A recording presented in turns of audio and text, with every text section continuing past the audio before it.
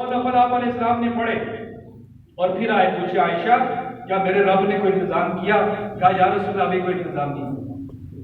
پھر حضور مسجد میں دوبارہ تشریف لے گئے اور پھر جا کے پڑھ رہے نفل، اور پھر جا کر یہی آ کر پوچھا عائشہ کو انتظام ہوا تھا نہ ہوا۔ اب تیسری بار جب گئے تو پیچھے جو ہے عثمان رضی اللہ عنہ آئے، آگے دروازے کو دستک دی، پھر اللہ کے رسول گھر میں ہیں، ان کی زیارت کے اشتیاق کے لیے ہم آئے گئے، شوق ہے ان سے ملاقات کر۔ آپ نے کہا امی عائشہ نے کہ گھر میں راشن کا انتظام نہیں تھا، اپنے اللہ سے راشن لینے گئے۔ عثمان رضی اللہ فوراً کام کے بڑا مال بنا دیا ہوا تھا، دوڑے گھر کی طرف اور گھر سے بھر بھر کر جو اونٹ جو سواری تھی اس میں راشن رکھا، چیزیں رکھی اور لا کر حضور کے گھر پہنچایا۔ اور جب گھر پہنچایا حضور پھر آئے اور آ کر کہا عائشہ اللہ نے کوئی انتظام کیا؟ کہا اتنا کیا ہے کہ جگہ پورا گھر ہی بھر گیا۔ کون لے کے آیا؟ کہا عثمان۔ کہاں پر گیا؟ کہا واپس چلا گیا۔ اتنے میں عثمان رضی اللہ عنہ آئے واپس تو پکا ہوا کھانا لے کر کہنے لگے یا رسول اللہ میں جب آیا تو راشن لے آیا خوش، پھر میرے دل میں آئی اس کو پکنے میں تو دیر لگے گی، پھر گھر دوڑا جو پکا ہوا تیار کھانا تھا وہ لے آیا یا رسول اللہ کیونکہ آپ کو بھوک لگی۔ اللہ کے نبی عثمان رضی اللہ عنہ کا مال یوں لے رہے ہیں اور اس مال کے ساتھ یوں ایک دوسرے سے کھیل رہے جیسے، اور کہہ رہے اللہ میں عثمان سے راضی، تو بھی عثمان سے راضی۔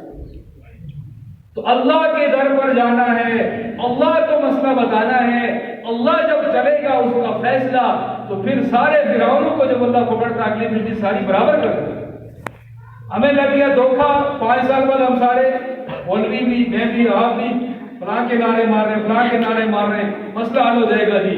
جب آگے بیٹھتے اگر صاحب تو نمرود بن جاتے ہیں، فرعون بن جاتے ہیں۔ بعض جا کر وہاں سے کہتے ہیں ہاں جی شیشے میں دیکھ رہے ہوتے ہیں تو کہو کہ میں وہاں پر نہیں موجود ہوں۔ بعض کے پاس جائیں کہتے ہیں نہیں میرے اپنے بھانجے اور بھتیجے نہیں نظر ہیں۔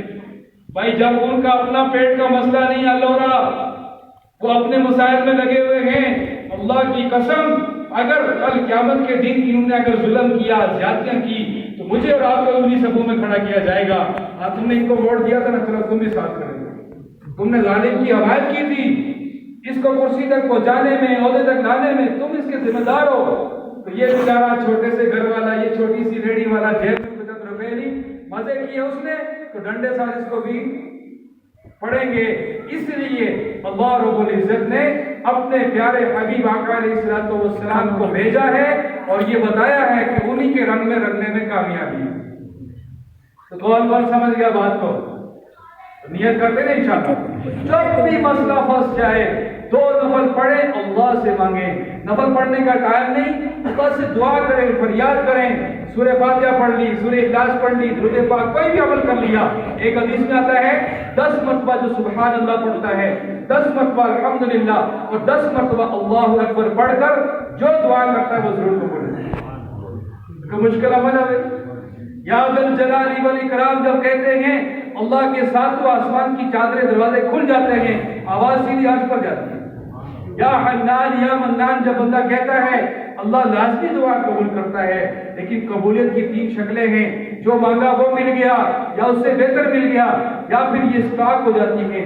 آخرت کے اعتبار سے جب جنت میں جائیں گے وہاں پہ درجے بلند ہوں گے، پوچھا جائے گا یہ میرے کس عمل پر درجہ بلند ہو رہا ہے، بتایا جائے گا دنیا میں تیری فلاں دعا قبول نہ کی تھی، اس کے بدلے میں اس طرح کہے گا یا اللہ میری دنیا میں کوئی دعا قبول ہوئی ہے۔ اللہ عمل کی توفیق نصیب فرمائے۔ سنت